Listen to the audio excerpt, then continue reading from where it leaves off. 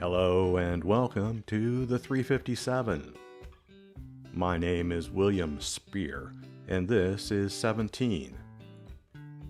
In the previous episode, the perfume of the superintendent recalled a lost feeling inside of Tenny that caused him to yell 17, run out of the auditorium, and leave a stunned chief of staff behind. Now, episode 3, titled Forget. Trace Jones, chief of staff to Superintendent DeStefano, was a jigsaw puzzle minus a few pieces. She looked up from the floor and asked what happened. Principal Baker pulled her up and said Tenny didn't like being called an old-timer. Trace protested. That monster punched me. Clark Evans, a teacher with the group, had a different view. That monster is a 64-year-old nonverbal janitor who uses a cane. Trace continued, he struck me for no reason. Evans corrected her. You grabbed his arm, and, Baker repeated, you called him an old-timer. Trace took a step forward to argue, and her legs gave out. Evans caught her before she hit the floor again and suggested a visit to the school's medical office. The superintendent agreed. Clark picked up Tenny's cane and helped the wobbly-legged Trace out of the auditorium.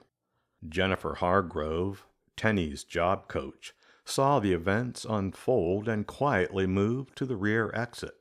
Principal Baker nodded her approval. Alone with her boss, Baker spoke about Trace. Real charming chief of staff you have. The superintendent responded casually that Trace was just doing her job. Then she added, you should do yours and find what's-his-name. Baker assured that Jennifer would find what's-his-name, Tenny, and continued, this must add to the stress of coming to a big school like ours. Not really, said the superintendent. Pretty routine. Baker ignored her denial. Then you've got to cut the budget and maintain one of the highest graduation rates in the district. The superintendent looked up.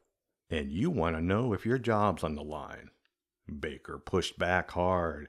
I want to know why you took this job, and why now. I was finally ready, the superintendent said.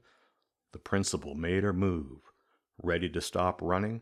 The superintendent brushed her off. I'm sure I don't know what you mean. Baker pressed. You took every job in the East just to avoid this one. DeStefano blocked her. I was building my skills. Finally, Baker closed in. You were building an alibi. But now, there's nowhere left to hide.